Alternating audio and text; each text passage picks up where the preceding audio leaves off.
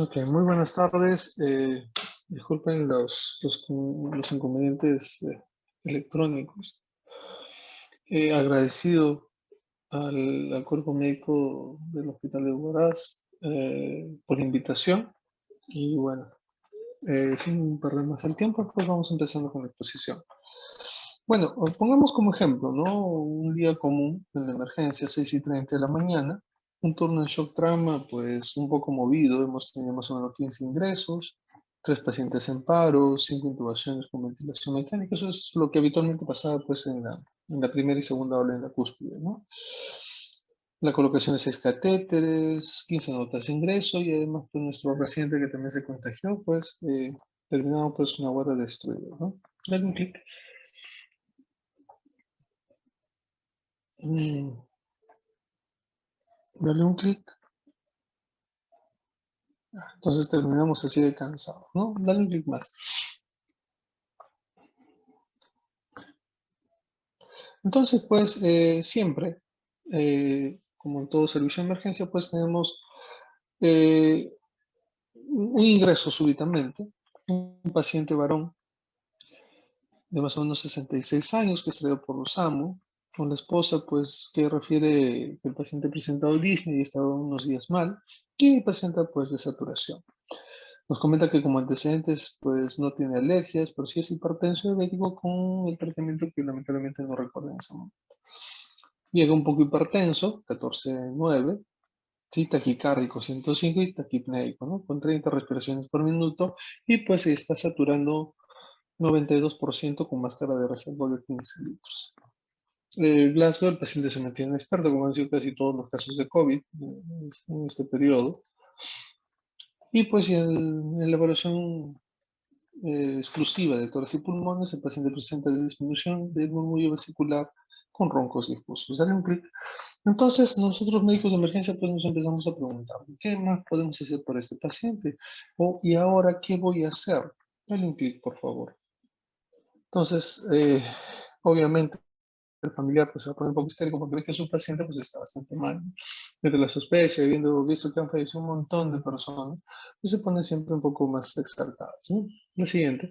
Entonces nos podemos a pensar en todos los dispositivos de alto flujo y de bajo flujo que contamos. Dale clic, por favor. Entonces, ¿qué dispositivo de oxígeno y terapia vamos a usar ahora? ¿No? Eso es lo que nos preguntamos. Y eso es a lo que nos vamos a dedicar en esta hora a resolver. Dale clic. La siguiente.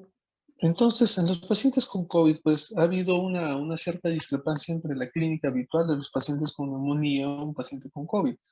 Entonces, el paciente tiene una presentación atípica. No hay una discrepancia entre la mecánica pulmonar y la hipoxia. Muchas veces el paciente, como lo vemos acá, está tranquilo y refiere una leve disnea, pero cuando llega la emergencia, nosotros controlamos la saturación, pues muchas veces encontramos que este paciente tiene saturaciones muy bajas. ¿No? Puede llegar a saturar 78, 80, y el paciente no se nota tan agitado, ¿no? En la práctica habitual hemos encontrado saturaciones de 40, de 30. En el peor de los casos, hemos podido registrar un paciente sí con trastorno sensorial una saturación menor de 10. Pero sí ha habido pues una discrepancia en lo que habitualmente teníamos, ¿no? Habitualmente tenemos un paciente con una neumonía adquirida en la comunidad que podría tener saturaciones de 85 y el paciente realmente ya se sentía muy agitado. No, en cambio acá el paciente COVID se hace mucho más complaciente, ¿no? Por así decirlo.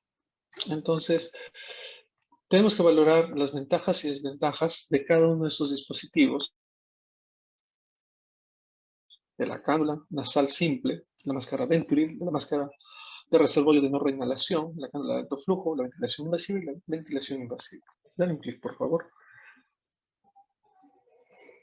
Entonces, ¿cuáles van a ser nuestras metas en estos pacientes?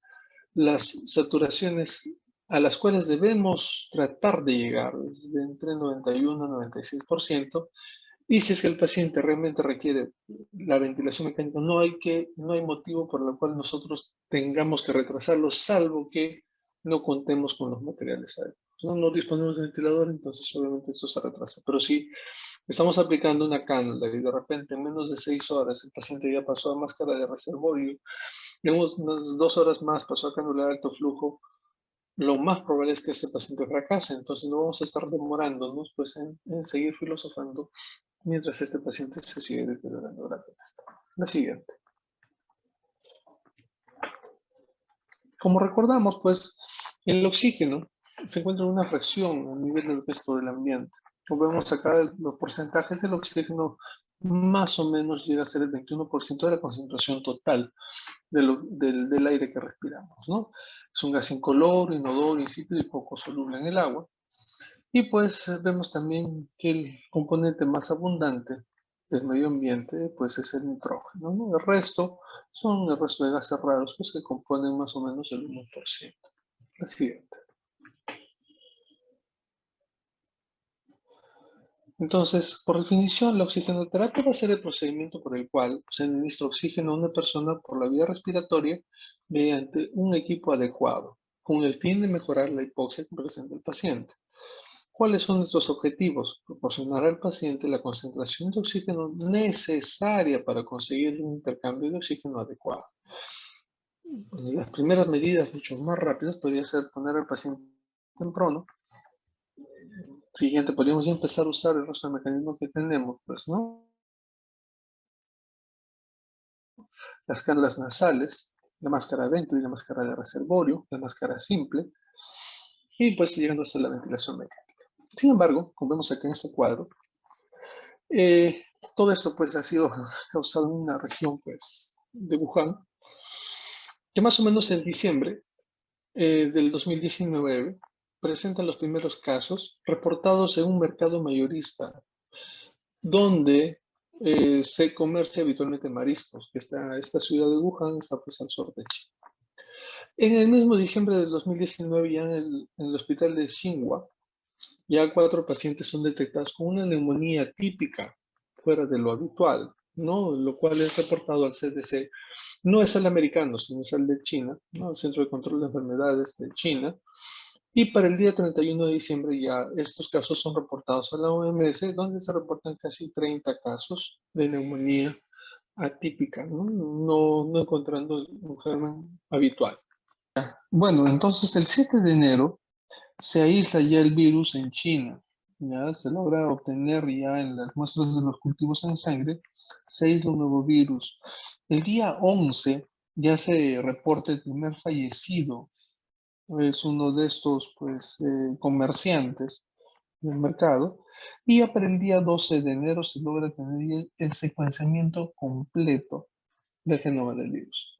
Ya para el 31 de enero, la OMS considera la enfermedad del COVID un riesgo de salud pública de interés internacional. Y en este periodo de lapso de tiempo, el 5 de marzo, se reporta el primer caso de COVID en el Perú. Como lo que sabemos, pues es un varón que vino pues de Europa, ¿no? Directamente de España. El día 11 de marzo, la OMS ya declara pandemia a esta enfermedad y reporta 118.000 infectados. Asimismo, reporta 4.291 pacientes fallecidos y ya con el compromiso de 114 países. Dale un clic, por favor.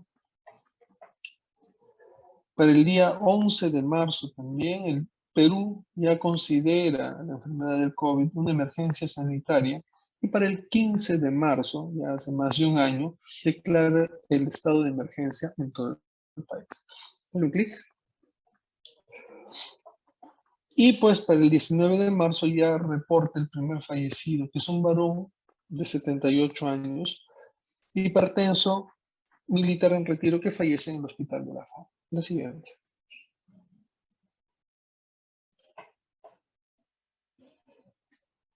Cosas importantes que pasaron estos últimos meses, el 22 de mayo de este año, el Perú sincera cifras y pues de lo que reportaba 69.000 fallecidos, ya reporta con las cifras del CINADEF más de 180.000 fallecidos.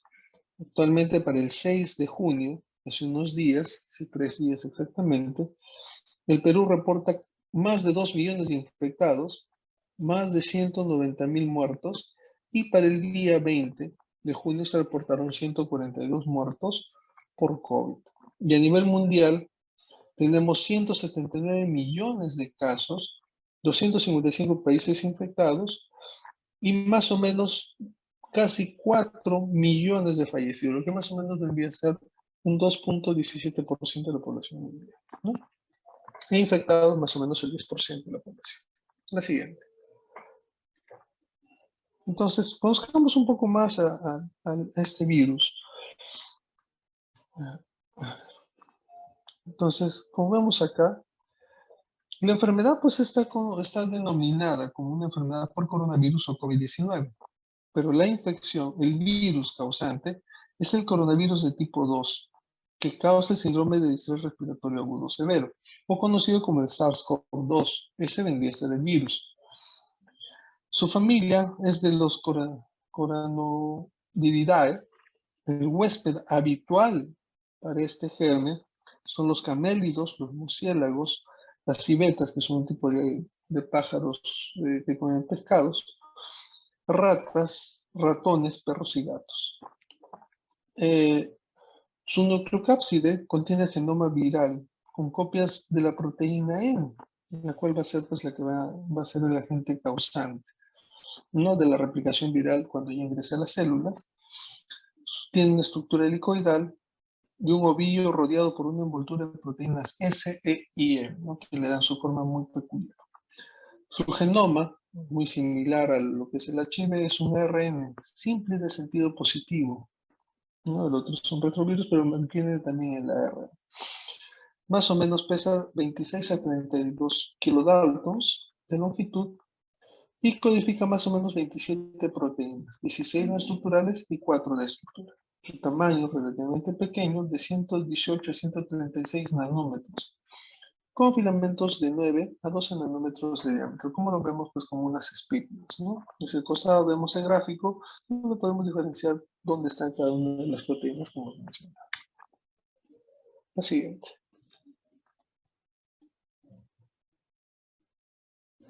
Más o menos esto es lo que sucede, ¿no? Es decir, la multiplicación celular del SARS-CoV-2. El virus va a fijarse en el receptor de la angiotensina 2 por una proteína, la TMPRSS2, y eso le va a permitir la entrada mediante un endosoma. Entonces, ya una vez adentro del citoplasma, va a generar la liberación del material genético alterando el pH del endosoma, por lo cual va a romper su envoltura y va a liberar el ARN mensajero. Esto va a ser leído y traducido por los ribosomas, y los cuales pues van a generar las proteínas, las cuales poco a poco van a ser transcritas por el complejo de replicación y transcripción, y esto pues va a ser leído como un ARN y pues va a generar la traducción y replicación a nivel del retículo endoplasmático, que poco a poco va a generar nuevos virus, va a ensamblar un nuevo virus, el cual va a ser liberado cuando ya esté maduro, ¿no? Para que pueda seguir contagiando y afectando a más células. La siguiente.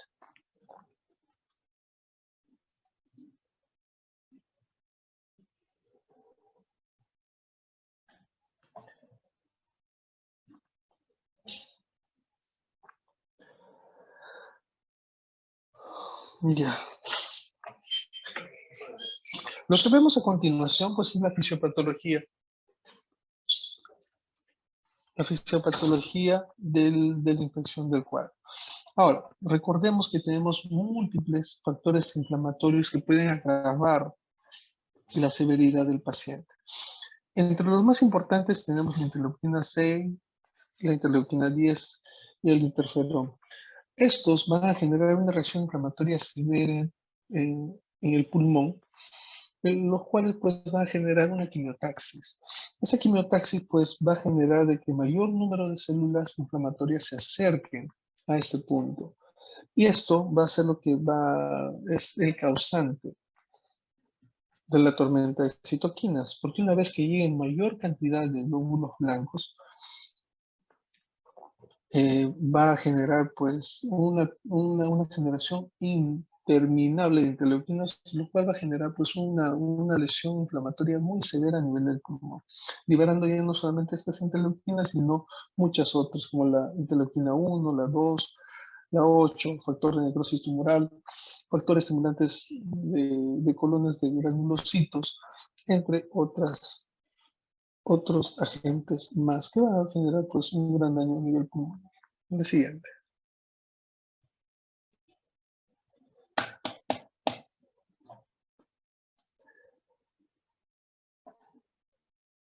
De la familia de los coronavirus, pues vamos a tener acá a algunos asociados a la enfermedad de SARS-CoV-1 y el SARS-CoV-2, también como el MERS-CoV, ¿no? Entonces, varios han sido muy relacionados también a distrés respiratorios severos. Entonces, como vemos acá, el SARS-CoV-1, que apareció y fue reportado por primera vez en noviembre del 2002, también se originó en China y también tuvo como fuente principal el murciélago. También afectó lo que es la enzima convertidora de la angiotensina y generó pues casos muy severos de ARDS. Pero fue un proceso bastante limitado, donde solamente se afectaron 29 países con una tasa de letalidad más o menos del 9.6%. A diferencia del MERS-CoV, que se reportó en abril del 2012, fue su origen en Medio Oriente, no se especifica bien el país. También tuvo como huésped principal los murciélagos y alteró pues a nivel del humano pues la dipeptidilpeptidasa. Esta sí tuvo una tasa de mortalidad, de letalidad mucho más alta, digamos un 34%, afectando más o menos a 27 países y con una cantidad de 2.519 casos. Bueno, y el SARS-CoV-2, pues como ya lo dijimos, se originó en diciembre del 2019 en Wuhan como agente del murciélago y pues genera una alteración a nivel de lo que es el receptor de la enzima del convertidor de la angiotensina. Por ahora su tasa de mortalidad calculada más o menos un 3%. La siguiente.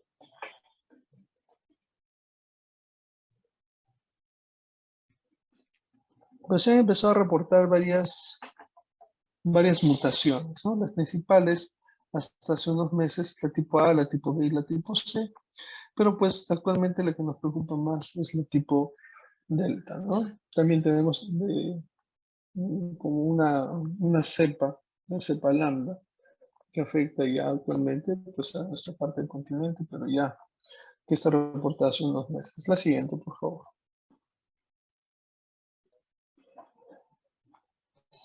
La que más nos preocupa pues es la cepa delta, ya conocida desde más o menos el 5 de octubre del 2020, después descrita por primera vez. Y actualmente, pues como vemos acá en el mapa epidemiológico, pues ya se ha diseminado por casi los 5 continentes. Y pues la Organización Mundial de la Salud también ya menciona a la cepa lambda como una variante andina. La siguiente.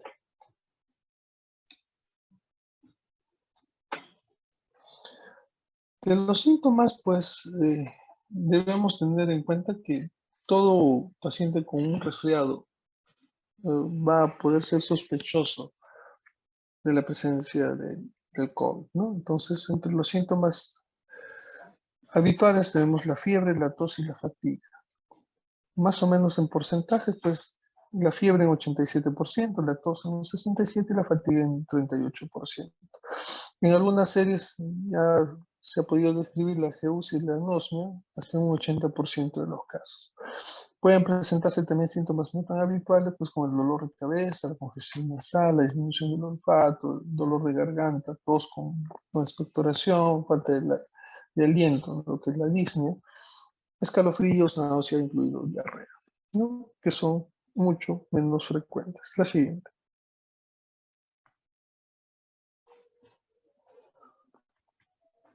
Las consideraciones iniciales, como ya lo mencionaba, pues debemos tener nuestra meta. ¿Hasta cuánto queremos llevar de saturación al paciente? Más o menos entre 91 y 96%. Menos del 90% tiene mal pronóstico y tiene una alta tasa de mortalidad. hiperoxia va a ser dañina para estos pacientes. No, recordemos que el oxígeno también va a ser un medicamento en el cual en dosis sobre, sobre necesarias pueden generar también pues, radicales libres y pueden generar también toxicidad por oxígeno. Normalizamos, de preferencia, pues vamos a tratar de disminuir el trabajo respiratorio en los pacientes. Hay que evitar la generación de más aerosoles, ¿no? Por eso se evita ya las nebulizaciones y de ser necesario no debemos retrasar la intubación y la ventilación mecánica de nuestros pacientes. La siguiente.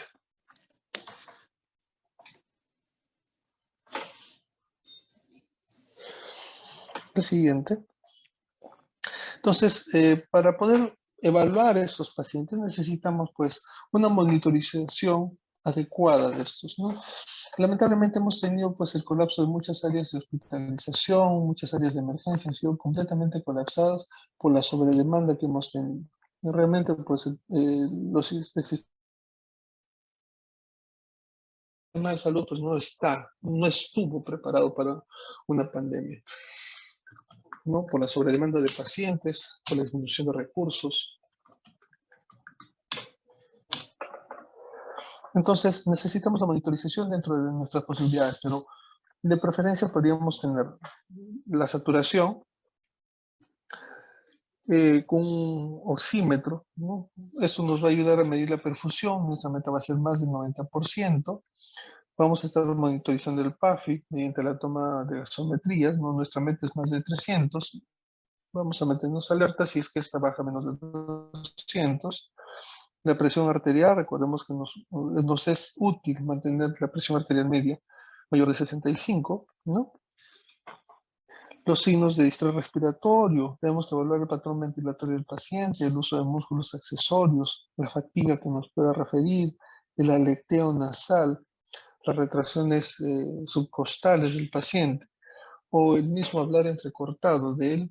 El examen físico tenemos que visualizar y monitorizar el gasto cardíaco, el gasto urinario, una diuresis mínima de 0.5 mililitros por kilo por hora, o más o menos lo que vendría a ser casi medio litro de orina al día, la coloración de la piel, ¿no? La diaforesis. La meta en estos casos va a ser la ausencia de cianosis con un pulso palpable y un llenado capilar menor de 2 segundos. En algunos pacientes ancianos se podría esperar hasta menor de 4 a 5 segundos. La saturación venosa central nos va a estimar el oxígeno que regresa al corazón. Nos ayuda también para ver la extracción y entrega y consumo de oxígeno en todo el organismo. Y nuestra meta va a ser mayor de 65%. La frecuencia respiratoria, necesitamos un monitoreo continuo de esto. Y pues nuestra meta es que sea una frecuencia menor de 24. Y pues también el monitoreo cardíaco va a ser importante para ver el ritmo. El electrocardiograma va a ser necesario para descartar problemas de isquemia debido a la hipoxia que puede tener el paciente, a la presentación de arritmias malignas como el QT prolongado, y pues nuestra meta va a ser que no pase de 110 el ritmo. Un clic más, y esencial, ¿no? Todo paciente con con COVID debe tener una gasometría. Dale un clic, por favor. La gasometría pues nos va a dar la información completa de la oxigenación del paciente. Nos va a determinar el grado de hipoxemia, alteraciones metabólicas, la hipoperfusión, nos va a dar el valor del PAFI y de la gradiente, así como también nos va a ayudar a poder determinar cuándo el paciente va a poder ingresar ya a ventilación mecánica. La siguiente.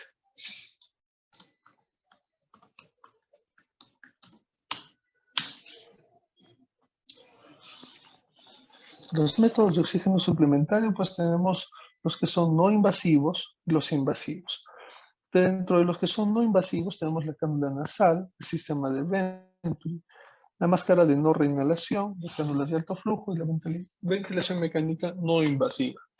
En los invasivos, la ventilación mecánica invasiva. La siguiente.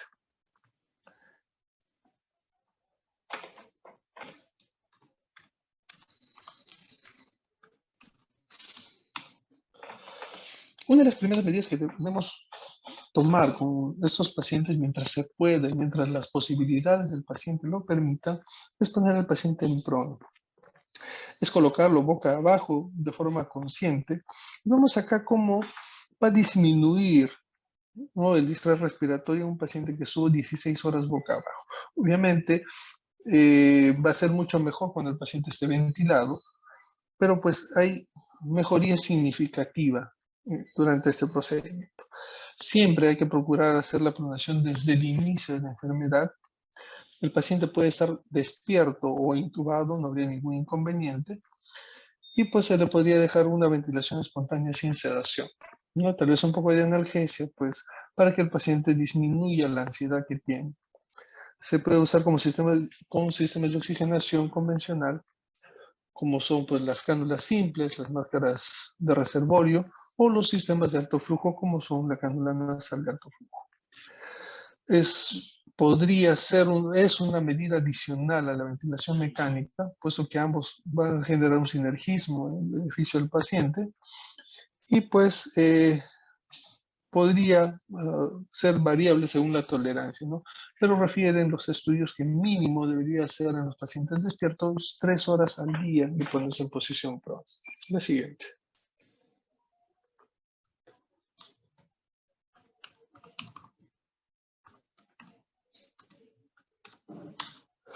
La cánula nasal es el dispositivo más común, sencillo y disponible. Lo tenemos en todos los sistemas de emergencia. Se puede usar en los pacientes con hipoxia leve y pues tiene una dispersión de aerosoles dependiendo del flujo, que podría variar de 0.2 a 1 metro. O sea, no dispersa muchos aerosoles. Ahora, recordemos que la cánula nasal simple no es muy adecuado usarla en los pacientes que tienen taquipnea. Si frecuencia respiratoria es mayor de 24, el paciente va a sentir todavía esa sensación de ahogo. Como vemos acá también en el cuadro al costado, pues vemos la cantidad de litros y cómo va subiendo el FiO2 en este dispositivo de bajo flujo. La siguiente.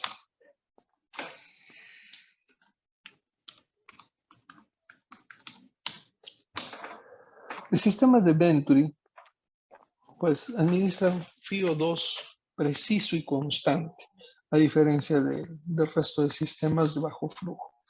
Adaptable a máscaras simples, a traqueostomías, incluido a tubos, ¿no?, a tubos endotraqueales. Dispersa aerosoles dependiendo de la cantidad de oxígeno que se le vaya administrando y podría llegar de 0.3 hasta 0.4 metros, ¿no? No llega al metro. Pero lamentablemente pues ha tenido muy poca utilidad durante el COVID por la generación de aerosoles y el bajo FiO2 que puede aportar, ¿no? Se podría usar en casos seleccionados. Recordemos el principio por el cual se usa el sistema de Venturi, que es el principio de Bernoulli, que es de la turbulencia, ¿no?, lo cual genera un vacío y va a mezclar el oxígeno que viene directamente del balón o del empotrado, que se va a mezclar con el FiO2 del ambiente, ¿no? Nos va a mandar FiOs constantes y precisos. La siguiente.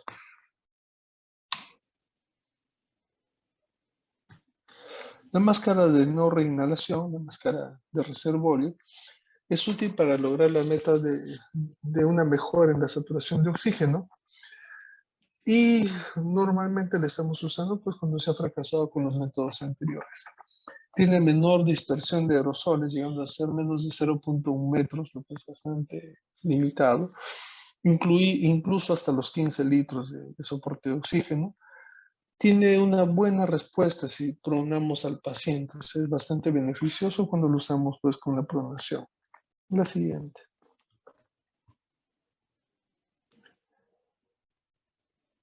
La cánula de alto flujo, bueno, para pacientes con disnea, falla respiratoria aguda, y para prevenir la intubación podría ser previo al fracaso, ¿no? Podríamos darle esa última chance a ese paciente antes de intubarlo. Ojo, la intubación no nos va a determinar que todos los pacientes van a salir adelante.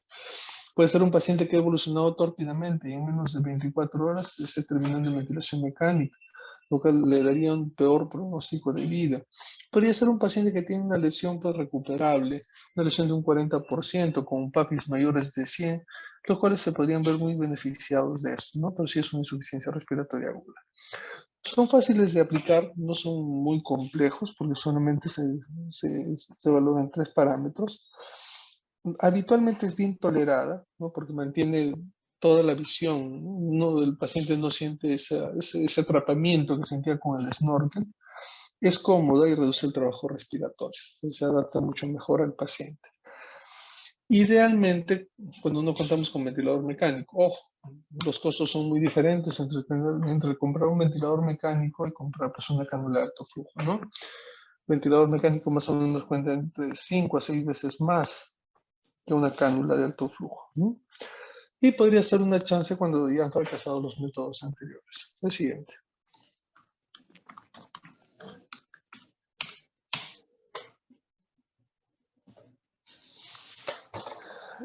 Sin embargo, pues debemos tener en cuenta, como ya lo hemos estado mencionando, que no debemos retrasar el uso de la ventilación mecánica, ¿no? Entonces, tenemos que ser conscientes que esto es también una ayuda que podría ser momentánea, ¿no? No debemos ponernos tercos de tratar de seguir usando la cánula de alto flujo cuando ya el paciente ha colapsado, ¿no? Entonces, podría sí estar antes de la ventilación mecánica no invasiva, o podría ser incluso más beneficioso que esta. No. Previene las neumonías asociadas al ventilador. Sus aerosoles, pues más o menos cuando se da 60 litros por minuto, podrían llegar incluso hasta los 3.3 centímetros, lo que no es mucho. O si el paciente presenta tos, casi hasta el metro, la generación de aerosoles.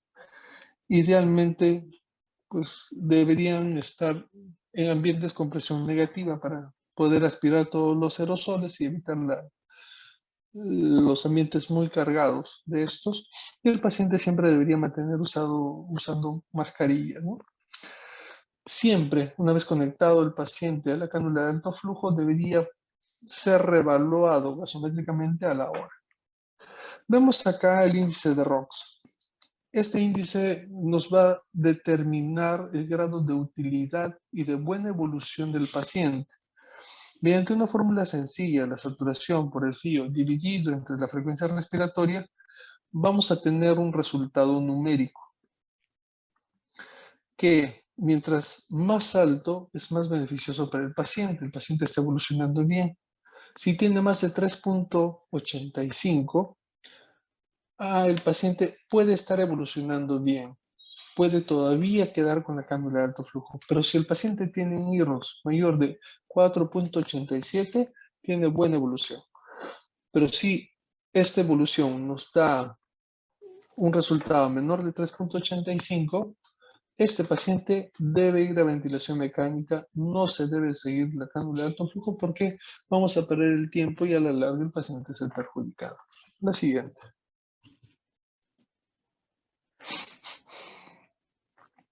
Entonces, para la escala de monitoreo del trabajo respiratorio, existen múltiples escalas que se han generado ahora. Una de estas es la escala de WOW.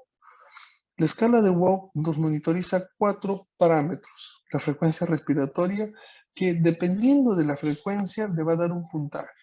Si es menos de 20 le da un punto y si es más de 30, 4 puntos.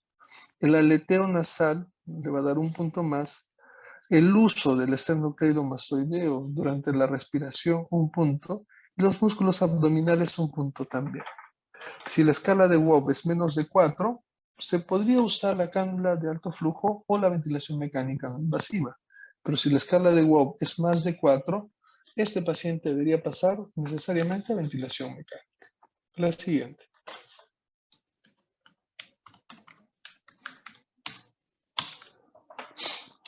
En Almenara se generó un protocolo en los cuales pues, se ha podido emplear durante la segunda hora, ¿no? La indicación era la falla hipoxémica aguda, PAFIs menores de 200 o un PAFI menor de 150 más un WOP menor de 4, con un ATAC donde la mayor lesión sería en patrón L que en patrón H. Entonces, un pulmón más suave. Pacientes post-extubados con factores de riesgo que pongan en riesgo que el paciente pueda volver a ventilación mecánica. Otra opción podría ser la preoxigenación para la intubación orotraqueal. Recordemos que la intubación en estos pacientes pues, podría generar mayor cantidad de aerosoles y la contaminación del operador. Sus contraindicaciones ya son la retención de CO2, una acidosis respiratoria, con un PCO2 mayor de 50. El paciente debe mantenerse despierto con un lazo mayor de 12. O sea, trastornos de sensorio con lazos menor de 12 ya contraindican el uso de la cánula. La falla hipoxémica aguda, ¿no? Con PAFIs menores de 100 o PAFIs menores de 200 con WOP de 5 a 7 puntos con un ataque a predominio de patrón H, o sea, un pulmón duro. Inestabilidad hemodinámica o shock, lo cual ya contraindica también el uso de la cánula. Y la disfunción orgánica asociada a la falla respiratoria, ¿no? Pacientes con severidad y disfunción multiorgánica. La siguiente.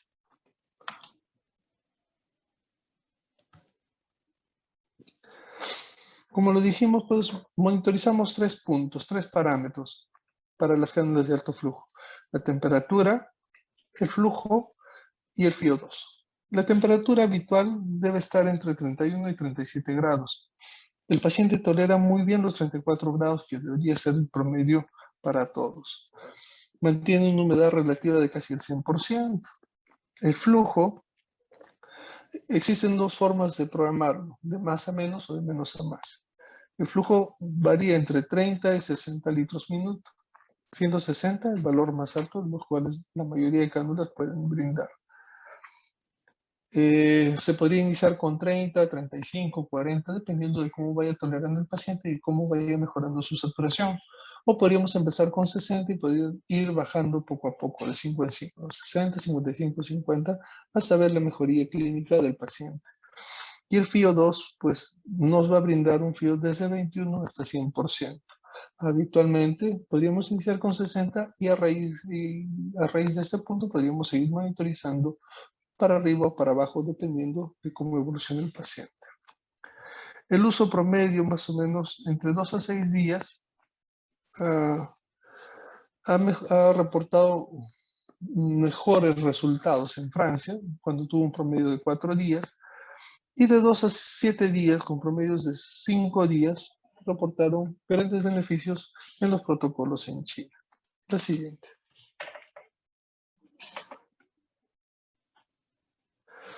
Vemos acá el protocolo del uso de la cánula de alto flujo. Vamos hacia la parte superior. Con una saturación menor del 94 le tomamos un AGA. Dependiendo del AGA tenemos 3 caminos. PAFI menor de 150, PAFI menor de 200 o un PAFI entre 200 y 300. Si tenemos un PAFI entre 200 y 300, valoramos el WOP. Si el WOP es menor de 2, podríamos ponerle una cánula nasal normal hasta un FiO de 40%.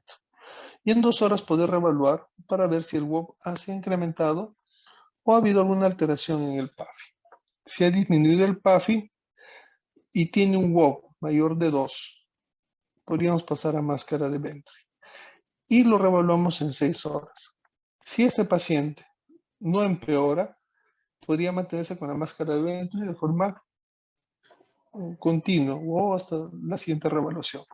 Pero si a las 6 horas presenta un incremento del WOP o un descenso del PAFI a menos de 200, pasaríamos a cánula de alto flujo y a pronación.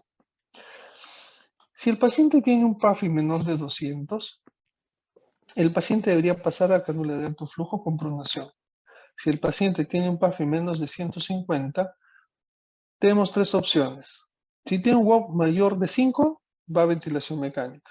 Si tiene un WOP menor de 4 y un ATAC a predominio H, podríamos valorar la ventilación invasiva y reclutar con el PIP. Si en tal caso fracasara, pasaría a ventilación mecánica. Y si el paciente tiene un PAFI menor de 150 con un WOP menor de 4 y un ATAC a predominio L, o sea, un pulmón blando, pasaría a cánula de alto flujo. Ya estando en cánula de alto flujo, el paciente tiene que ser reevaluado entre la primera y segunda hora y valoramos el IROX. Dependiendo del IROX, como ya lo mencionamos, si tiene un IROX mayor de 4.88, el paciente va a evolucionar bien. Pero si el IROX nos indica que ha llegado a estar menos de 2.85, el paciente va a ventilación mecánica. Si el IROX se mantiene entre 2.85 y 4.88 con un WOP menor de 4, el paciente podría seguir siendo monitorizado cada 6 a 12 horas para ver si es que va a continuar con la cánula o no. Si el paciente presenta un WOP mayor de 5 y un IROX que se mantiene entre 2.85 y 4.88 y empeora su patrón ventilatorio, se debería considerar el uso de la ventilación mecánica, ¿no? Al costado vemos el resumen de lo que es la escala de WOP y la fórmula para determinar el IROX. La siguiente.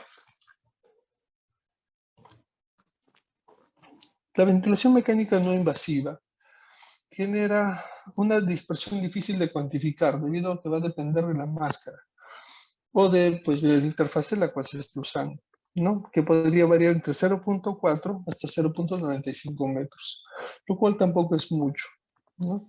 Nos va a ayudar también a brindar, dependiendo de cuánta presión de soporte se dé o cuánto CPAP se brinde, va a también determinar cuántos aerosoles se van a generar. Ojo, no es la primera línea en la falla respiratoria y no debemos retrasar el uso del ventilador mecánico por usar una máscara de ventilación no invasiva. La siguiente. Otros dispositivos que se describieron durante la segunda ola. Dale un clic.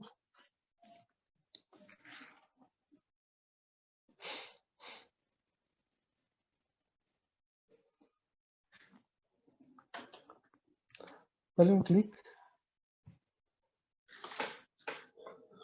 Se describieron pues a finales de la primera ola, a inicios casi de la segunda, pues el Guayrachi. Es un producto peruano, ¿no? Que fue ideado por unos ingenieros de la Católica, ¿no? Y comercializado. Genera alto flujo de oxígeno, más o menos puede llegar hasta 140 litros minuto. El FiO2 varía entre 30 y 100% y disminuye en lo que se ha podido estudiar, ¿no? En casos aislados, hasta un 50% de los ingresos a la UCI, ¿no? No teniendo todavía una estadística, una casuística muy fidedigna. Incluso han mencionado que podría llegar a disminuir la mortalidad. El problema es su programación, debido a que no tiene una forma de cómo regular de forma exacta el FiO2 ni el flujo, ¿no? Son más perillas y es en sí como un flujómetro que ayuda a regular la salida de aire, ¿no? Pero también ha sido beneficioso al no contar con cánulas de alto flujo por el costo, ¿no? La siguiente.